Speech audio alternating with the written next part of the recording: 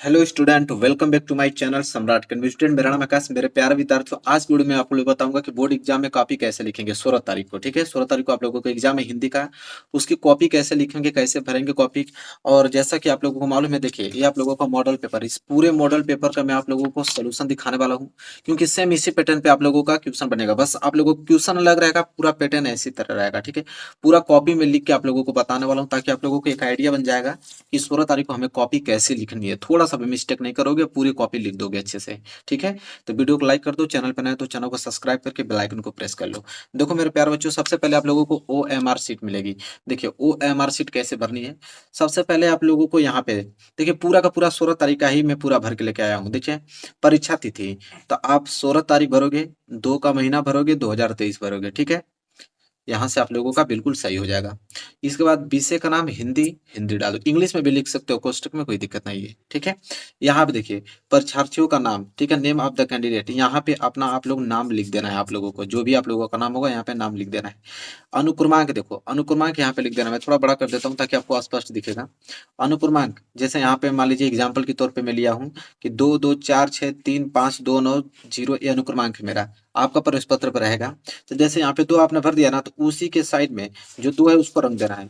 फिर 2 है तो 2 को रंग देना है। इस 4 है तो इसके साइड में हम लोग 4 देखेंगे, 4 को रंग देंगे। फिर 6 है तो 6 को रंग देंगे। ठीक है, इस तरह आप लोग कर लोगे तो ये भी आप लोगों का बिल्कुल सही हो जाएगा। इसके बाद सबसे मेन ये हो आपका परीक्षा कोड। 2 ही मेन चीज होता है सबसे ज्यादा, अगर इंपॉर्टेंट देखा जाए तो एक परीक्षा कोड, एक अनुक्रमांक। तो अनुक्रमांक तो आपने सही भर लिया। परीक्षा कोड मतलब यहाँ पे 801 AB जो लिखा है, ये आपका परीक्षा कोड है।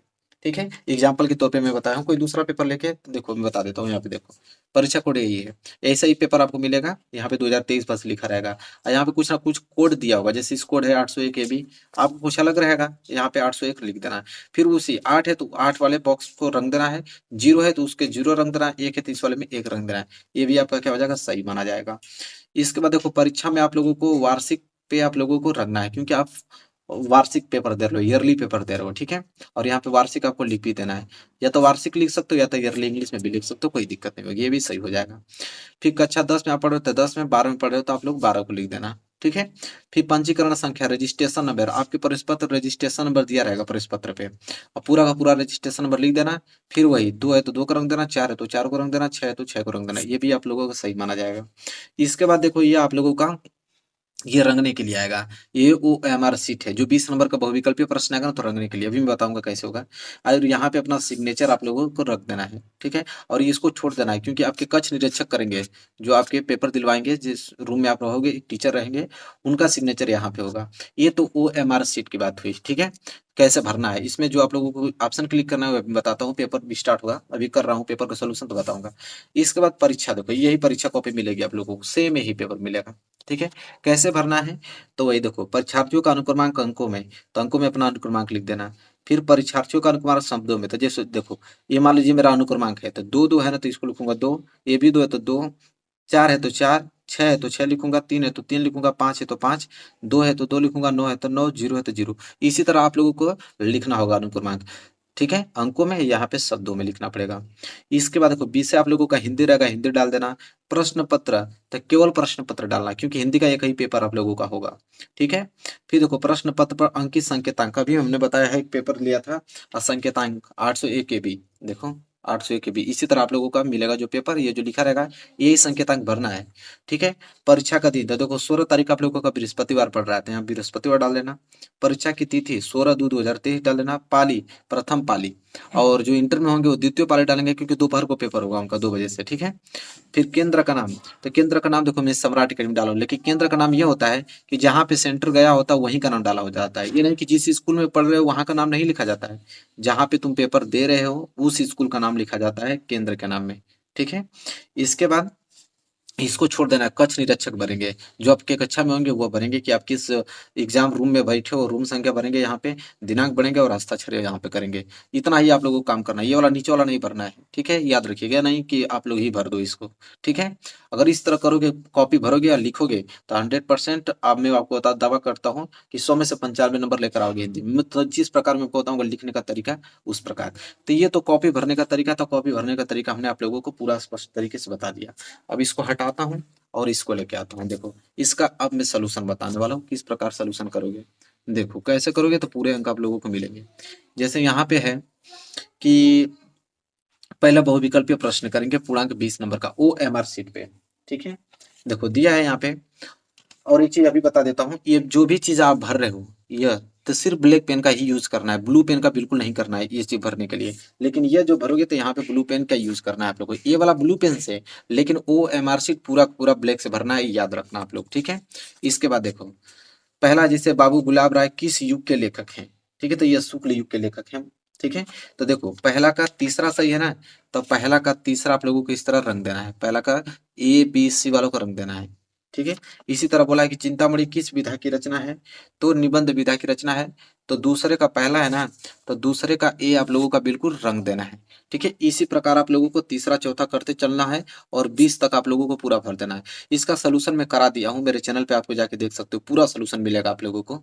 ठीक है, हालांकि मैं इस वीडियो में आप लोगों को बता रहा हूँ कि कॉपी कैसे लिखनी है आप लोगों को अच्छी तरीके से। ठीक है, तो 20 क्वेश्चन कर दोगे, कोई दिक्कत नहीं। ठीक है, चलिए तो जाके प्ले लिस्ट में भी देख लेना है या तो सर्च मार लेना है। ठीक है, कि मॉडल पेपर हिंदी का सोल्यूशन सम्राट अकेडमी मिल जाएगा आपको, पूरा कॉपी ही हमने लिख के बताई है, मिल जाएगा। तो ये तो आप लोगों को ओ एम आर सीट हुआ जो कि आप कर डालोगे अच्छे तरीके से। ठीक है, चलिए इसमें गलती क्या करना है कि गलती कभी मत कीजिएगा कि जैसे आपने सी रंग दिया, ठीक है, बाद में मालूम चला कि नहीं यार तो डी सही है, तो इसको गलत नहीं, इसको गलत करके इसको नहीं रंगना है। एक बार आपने जो रंग दिया। ठीक है, गलत करोगे तो एक भी नंबर नहीं मिलेगा, कट पूरा का पूरा कट जाएगा। इसके बाद देखो ये भी हो गया। तो ये देखो ये 20 नंबर के बहुविकल्पीय प्रश्न थे जो कि मैंने करा चुका हूँ ऑलरेडी, बहुत बार करा चुका हूँ। ठीक है, अब मैं आपको बताता हूँ कैसे लिखना है यहाँ से। खंड ब, वो तो खंड अ था बहुविकल्पीय प्रश्न वाला, ये खंड ब है जो कि पूर्णांक कितने नंबर का 50 नंबर का रहेगा। और उसमें पहला प्रश्न जैसे दिया देगा आपको कि निम्नलिखित गद्यांश पर आधारित 3 प्रश्नों का उत्तर दीजिए। गद्यांश ही देगा, भले ही या न दे, ये तो मॉडल पेपर है, मतलब पहले गद्यांश ही आपको देगा जो कि 6 नंबर के लिए रहेगा। और पहला ही प्रश्न उसमें रहेगा कि उपयुक्त गद्यांश का संदर्भ लिखिए। ठीक है, तो अब मेरे प्यारे बच्चों देखो संदर्भ कैसे पहले लिखने का तरीका क्या, कॉपी में आपको बताता हूँ। कॉपी लिखने का देखिए तरीका यह होता है। ठीक है, देख लीजिए। खंड ब, सबसे पहले आप हेडिंग ब्लैक पेन से डालोगे खंड ब, फिर प्रश्न उत्तर संख्या पहला कर रहे हो, उसमें भी पहला का आप पहला कर रहे हो अ, तो उसमें अ डालोगे। संदर्भ कर रहे हो तो संदर्भ ब्लैक पेन से हेडिंग डालना है, उसके नीचे अंडरलाइन कर लेना है, फिर अच्छी से हेडिंग आपको डालना है। इसके बाद लिखना है, देखिए संदर्भ लिखने का तरीका ये होता है कि प्रस्तुत गद्यांश हमारी पाठ्य पुस्तक हिंदी गद्य खंड में संकलित मित्रता नामक पाठ से उद्धृत किया गया है और इसके लेखक आचार्य रामचंद्र शुक्ल हैं। ठीक है, और देखिए जो आप लोगों को ध्यान में रखना है, जैसे हिंदी से लिया गया तो हिंदी को ब्लैक पेन से लिखना है, मित्रता नामक चैप्टर से लिया गया तो मित्रता को ब्लैक पेन से लिखना है। इसके लेखक कौन है, आचार्य रामचंद्र शुक्ल जी हैं, तो आप लोगों को ब्लैक पेन से हाईलाइटेड कर देना है। इससे क्या होगा कि जब एग्जामिनर कॉपी चेक करेगा तो एक तो हेडिंग को देखेगा और बीच में जो आपने मेन पॉइंट लिखा है उसको देखेगा, उसके पास समय नहीं रहता कि पूरा पढ़ेगा। इन्हीं दो तीन चीजों को देखोगा और पूरा का पूरा नंबर दे देगा। तो इसी प्रकार आप लोगों को करना है। फिर देखो आप लोग स्क्रीनशॉट भी ले सकते हो, पूरा सोल्यूशन है। ठीक है, ये मॉडल पेपर का, ठीक है, स्क्रीनशॉट भी ले सकते हो। इसके बाद देखो दूसरा है कि गद्यांश के रेखांकित अंश की व्याख्या कीजिए। देखो ये जितने नीचे अंडरलाइन किया गया है ना, जितने शब्दों के नीचे यहाँ से लेके यहाँ तक सबका रेखांकित अंश की व्याख्या करना है। ठीक है, तो देखो व्याख्या इस तरह आप लोगों को करना है कि रेखांकित अंश की व्याख्या हेडिंग डालना है और ये तब जाके आप लोगों को व्याख्या करना है इस तरह। अब हालांकि मैं करा दिया हूँ, पढ़ूंगा नहीं, लेकिन आप लोग देख लो, स्क्रीनशॉट ले लो। ठीक है, इस प्रकार करना है। अभी पीछे और है, मैं उसको दिखाता हूँ। देखो उसी रेखांकित अंश की व्याख्या के भी है यह। ठीक है, स्क्रीनशॉट ले लो यहाँ तक, वो रेखांकित अंश का व्याख्या ही हुआ है। ठीक है, आगे अगर हम बात करें तो देखो एक प्रश्न और इसमें दिया हुआ है कि पूछा है कि लेखक के अनुसार समाज में विभिन्नता देखकर लोग एक दूसरे की ओर क्यों आकर्षित होते हैं, ये तीसरा वाला। तो देखो तीसरा का भी सोल्यूशन यहाँ पे है। तो इस तरह आप लोगों को तीसरा हेडिंग डालना है कि तीसरा में कर रहा हूँ और इस तरह आप लोगों को कॉपी लिखना है पूरा अच्छे तरीके से। ठीक है, स्क्रीनशॉट लेना चाहोगे तो ले सकते हो। देखो कॉपी इस तरह लिखी जाती है, पूरी डिटेल में बताऊंगा, हर एक प्रश्न का बता रहा हूँ ताकि आप लोगों को कोई दिक्कत नहीं हो। ठीक है, और देखिए इसमें चॉइस दिया था, जैसे खंड ब में ये पहला दे दिया ना, तो अथवा करके एक और दिया है, देखो यहाँ पे अथवा लिखा है ना, अथवा लिख के एक और दिया है कि हे भगवान तब के लिए विपद के लिए इतना आयोजन, परम पिता की इच्छा के विरुद्ध इतना साहस, पिताजी की अभ्यर्थ नहीं मिलेगी। तो ये जो आप लोगों ये भी गद्यांश ही है। तो दो ऑप्शन दिया है, या तो पहला कर लो या तो अथवा करके ये कर लो, मतलब दोनों में से जो भी आपको एक आएगा उसको कर लेना है। अथवा करना होगा तो आपको बस हेडिंग चेंज करनी होगी कि प्रश्न उत्तर संख्या क पहला का आप अथवा कर रहे हो तो पहला का अथवा डालना पड़ेगा हेडिंग में। ठीक है, तो दोनों में से कोई एक ही करना है, ये नहीं कि दोनों ही कर दोगे। ठीक है, तो दोनों आएगा तो दोनों, ये नहीं कि दोनों आ रहा है तो दोनों ही करते, नहीं, दोनों में से किसी एक ही करना है। दोनों कर दोगे तो एक भी नंबर नहीं मिलेगा, बता दे रहा हूँ। तो पहला प्रश्न जो आप करने जाओगे तो दो देगा, दोनों में से कोई एक ही करना होगा। अब दूसरा प्रश्न, दूसरा में भी दो दिया है, देखो ये कि पद्यांश दिया है कि दिए गए पद्यांश पर आधारित 3 प्रश्नों के उत्तर दीजिए। तो एक तो पहला यह है, अथवा करके एक और दिया है। तब डिपेंड करता है कि आपको ये आ रहा है कि ये आ रहा है, दोनों में से जो आएगा वो आपको करना होगा।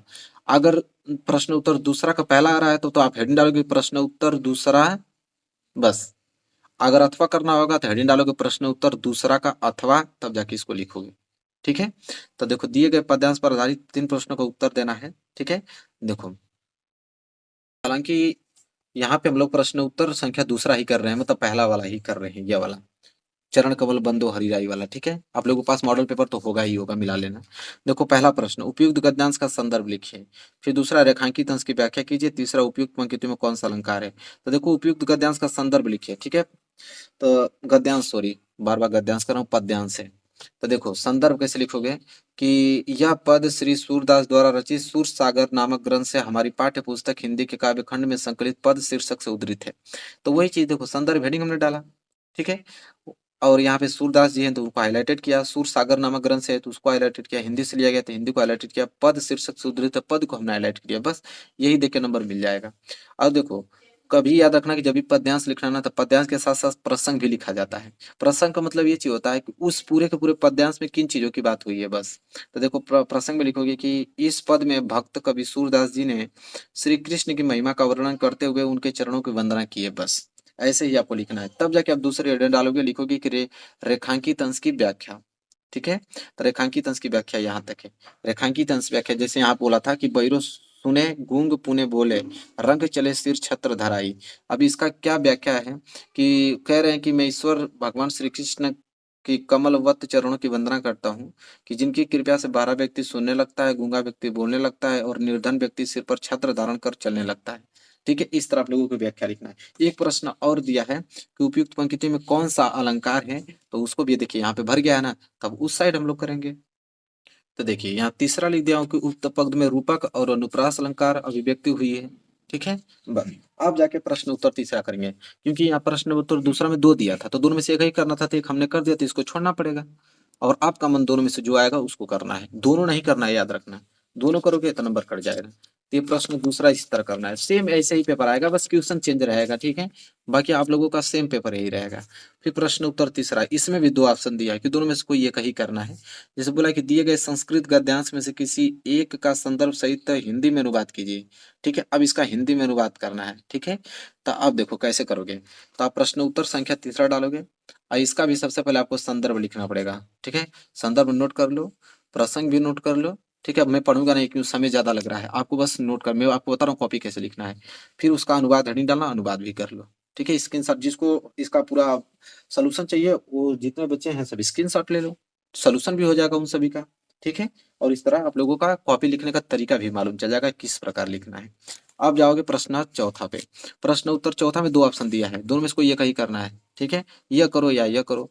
है प्रश्न चौथा कि दिए गए संस्कृत पद्यांश में से किसी का संदर्भ सहित हिंदी में अनुवाद कीजिए। ठीक है, अब देखो देखो उसी के लाइन का ये नीचे था, उसको नोट कर लेना, प्रश्न तीसरे का ही। अब देखो मैं प्रश्न उत्तर संख्या चौथा का अथवा कर रहा हूँ, जैसे यहाँ दिखा देता हूँ। जैसे प्रश्न उत्तर चौथा है, दो दिया है, या तो ये करो अथवा करके या तो ये करो। ठीक है, तो मैं नीचे वाला कर रहा हूँ, अथवा वाला कर रहा हूँ, तो मैं लिखा हूँ प्रश्न उत्तर संख्या चौथा का अथवा। अब देखो उसका हमने संदर्भ लिख दिया, उसका हमने प्रसंग लिख दिया, उसका हमने अनुवाद लिया। इस तरह लिखोगे ना, एक नंबर नहीं कटेगा, पूरे नंबर आप लोगों को मिलेंगे। देखो यही तरीका होता है कॉपी लिखने का, इसी तरह आप लोगों को 16 तारीख को कॉपी लिखनी है। अब देखो प्रश्न उत्तर, अब यहाँ से हम लोग स्टार्ट करेंगे छठवां। ठीक है, अब प्रश्न उत्तर पांचवा क्या बता देता हूँ। आप सोचो कि प्रश्न उत्तर पांचवा का सोल्यूशन क्यों नहीं दिए हैं सर, तो प्रश्न उत्तर पांचवा इसलिए नहीं दिया हूँ क्योंकि देखो मुक्ति दूत है, ज्योति जवाहर है, मेवाड़ मुकुट है, इस तरह तमाम है यहाँ पे। देखो अग्र पूजा है, जय सुभाष है, मातृभूमि है, कर्ण खंड काव्य है, कर्मवीर भरत है, तुमुल खंड काव्य है। इसमें बहुत लोग कंफ्यूज होते हैं कि सर इसमें से कौन किया जाए। तो देखो क्वेश्चन बैंक होगा, क्वेश्चन बैंक में डिस्ट्रिक्ट वाइज आता है।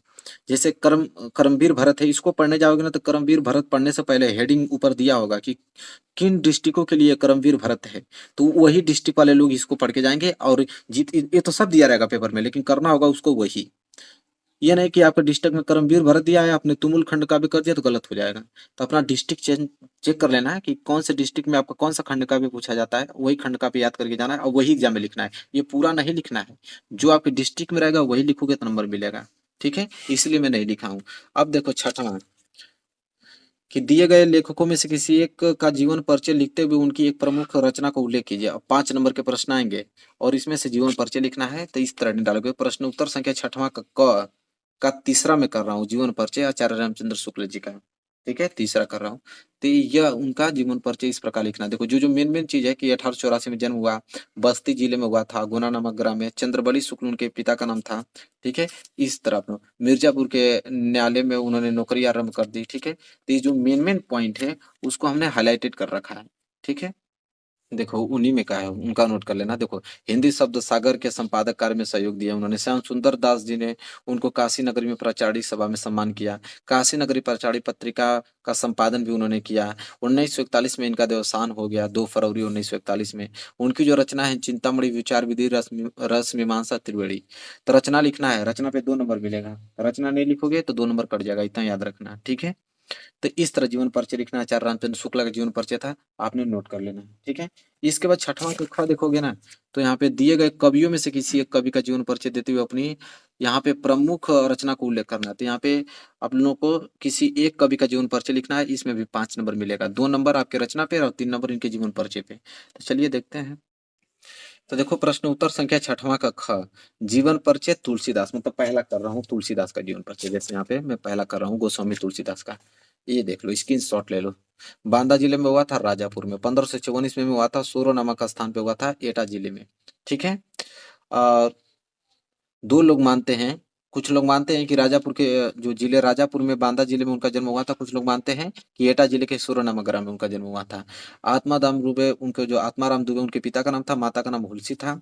और यहाँ पे जब उनके माता पिता छोड़ दिया उनको, तो स्वामी नरसिंहदास ने उनका पालन पोषण किया। दीनबंधु नामक लड़की, दीनबंधु नामक पाठक कन्या उनकी जो रत्नावली थी उनसे विवाह हुआ उनका।